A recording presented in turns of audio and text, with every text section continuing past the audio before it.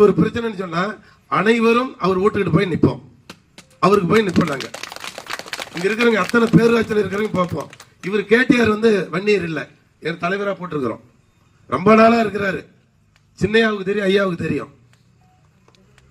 இங்க வந்து அந்த மாதிரிலாம் கிடையாது. எல்லா ஜாதியும் இருக்கிறது தான் நம்மளுடைய. அது அப்படியே வன்னியர் வன்னியர்னு சொல்லிப்பேன். இப்ப நான் வன்னியருக்காக பஸ் விட்டுருக்கிறேன். திருப்பதிக்கு பஸ் விட்டேன். 9 மணிக்கு 450 ரூபா கொடுத்தா திருப்பதிக்கு போயிடும். மேட்டூர்ல பஸ் கோயம்புத்தூர்ல வந்து மேட்டூர்ல அரை மணி நேரம் நிற்கும். நீங்க புக் பண்ணிக்கலாம், படிச்சவங்க. 450 ரூபா கொடுத்து உக்காந்தீங்கன்னா காலையில திருப்பதி போயிடும். இப்போ 10 மாசமா போயிட்டு நான் பஸ் விட்டேன். அது வன்னியர் மட்டுமா ஏற போறாங்க? பஸ் விட்டாச்சு, கவர்மெண்ட் பஸ் யார் வேணாலும் போய்க்கலாம் இல்லையா? அப்ப 4 வருஷத்துக்கு முன்னாடி நம்ம எம்எஸ்எஸ் பஸ் உங்களுக்கு தெரியும், நம்ம அங்க இருந்து சென்னை போறது படுத்துக்கிட்டு ஏசியில போற பஸ். அது 1500 ரூபா. நான் சட்டமன்றத்தில் பேசி அரசாங்க பஸ் ஒன்று விட்டுட்டேன். 10 மணிக்கு இங்க இருந்து அது எவ்வளவு தெரியுமா? வெறும் 700 ரூபா. ஏசியில படுத்துக்கலாம் வீட்டுல மாதிரி. காலையில் 5:30 மணிக்கு சென்னையில் கொண்டு போய் விட்டுரும். இங்க இருந்து 10 மணிக்கு ஒரு பஸ் சென்னைக்கு போகுது, சென்னையிலிருந்து ஒரு பஸ் மேட்டூருக்கு வருது. ஏசி பஸ் படுத்துக்கிட்டே வரலாம், வெறும் 700 ரூபா. அந்த பஸ் நான் விட்டுட்டேன். அது எல்லாரும் போய் ஏறிக்கலாமே, எல்லாரும் ஏறிக்கலாமா வேண்டாமா? இப்ப குளத்தூர் பொறுத்தவரை இந்த வாட்டி நீங்க எல்லாரும் மாம்பழத்துக்கு ஓட்டு போடுங்க. கார்த்தி மாதிரி கார்த்தி, இந்த சோசிக்கார எனக்கு குருநாதர் வந்து துரைசாமி, எனக்கு குருநாதர். எனக்கு அவரு தான் ஆசான குருநாதர். நீ ஜெயிப்பன்னு சொன்னதே எனக்கு துரைசாமி தான்.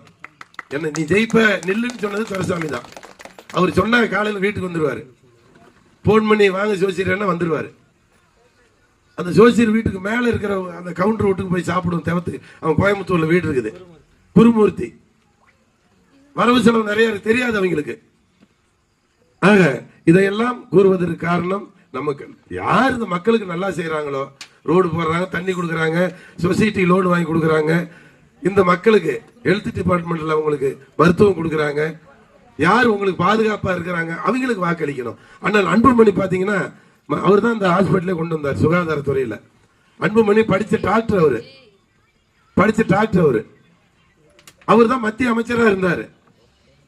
எவ்வளவு கொண்டு வந்தார்? பஸ் ஸ்டாண்ட் விரிவாக்கம் பாரு, குளத்தூர் பஸ் ஸ்டாண்ட் அவர் தான் விரிவாக்கம் பண்ணாரு.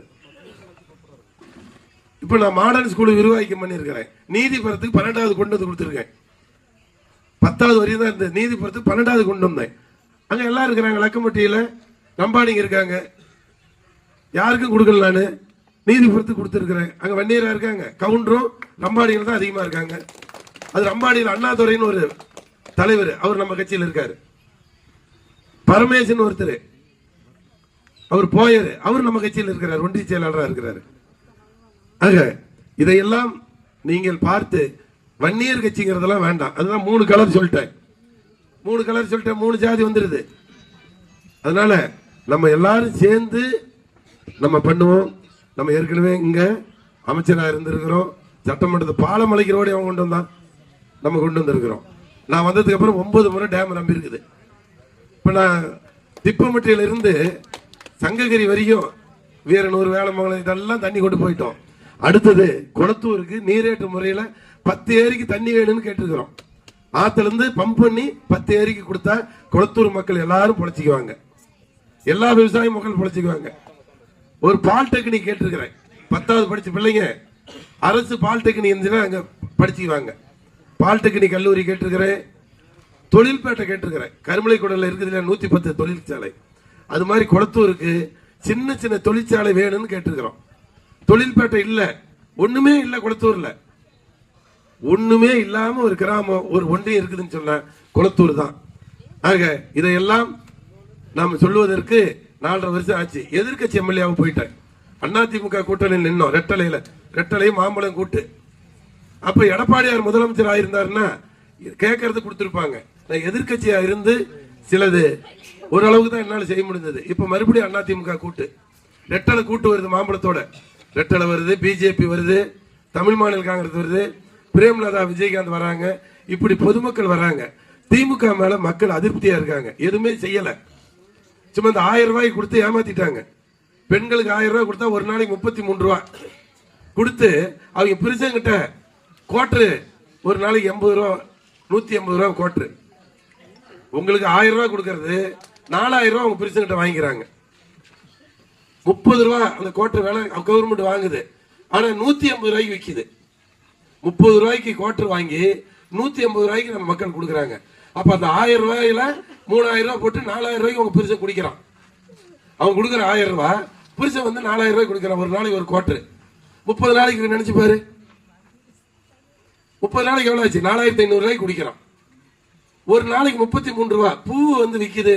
60 ரூபாய்க்கு பூவு. என்ன படத்தை கொடுக்குற? உரிமை தொகையா? என்ன உரிமை இருக்குது? 1000 ரூபாய் என்ன உரிமை? அவங்க ஒரு தொழிற்சாலை கட்டு, வேலை வாய்ப்பு கூட அவங்க பொழைச்சிக்குவாங்க. இலவச கல்வி கொடு, காலேஜ் கொடு, விவசாயத்தை கொடு. 1000 ரூபாய் கொடுத்து பொம்பளை என்ன பண்ணுவான்? மாசம் 1000 ரூபாய் வாங்கி என்ன பண்றது? ஆக விலைவாசி ஏறிச்சு. டாக்ஸ் வீட்டு வரிக்கு போட்டாங்க, தண்ணி வரி போட்டான், கரண்ட் பில் ஏற்றியாச்சு. இதையெல்லாம் இந்த பேரூராட்சியில் இருக்கிறவர்கள் அனைத்து சமுதாயம், முதலியார் அதிகமா இருக்கிறாங்க, செட்டியார் இருக்கிறாங்க, ரெட்டியார் இருக்கிறாங்க. மகேஷ் குடும்பம்லாம் நமக்கு என் கூட இருக்குது.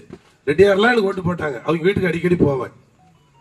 ஆக இது வந்து குளத்தூர் பொறுத்த வரையும் தொடர்ந்து எங்களுக்கு ஓட்டு குறைவா வருது.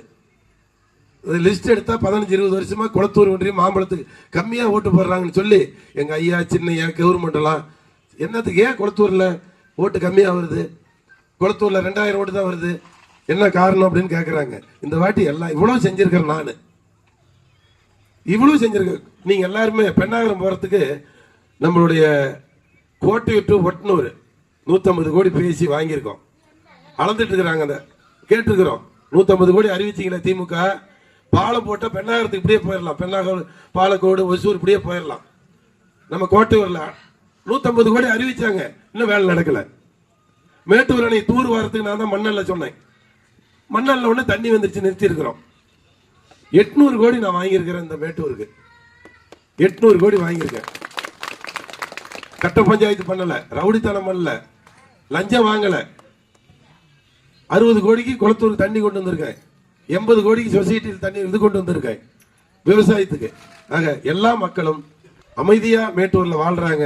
ஆகவே இதையெல்லாம் நீங்கள் கணக்கில் கொண்டு நீங்க 2026 பணம் கொடுப்பாங்க. திமுக பாருங்க, சாமி கும்பிட வேண்டாம் திருப்பரங்குன்றத்துல நம்ம சாமி கும்பிடுற இந்துக்கள் கோர்ட் சொல்லி கூட போலீஸ் வச்சு தடுத்து விட்டாங்க. அந்த விளக்கு தீபத்துக்கு விளக்கேற்ற விடல. அப்ப எந்த நிலைமையில இருக்கிறோம்? நம்ம கும்பிடுற சாமி திருப்பரங்குன்றம் பழனிக்கு போக கூடாதுங்கிறான். இப்படி இந்துக்களை அவங்க எல்லாம் ஒண்ணு சேர்ந்துட்டு முஸ்லீம் ஓட்டை வாங்குறதுக்கு இப்படி எல்லாம் திமுக பழி போடுது, வஞ்சிக்குது.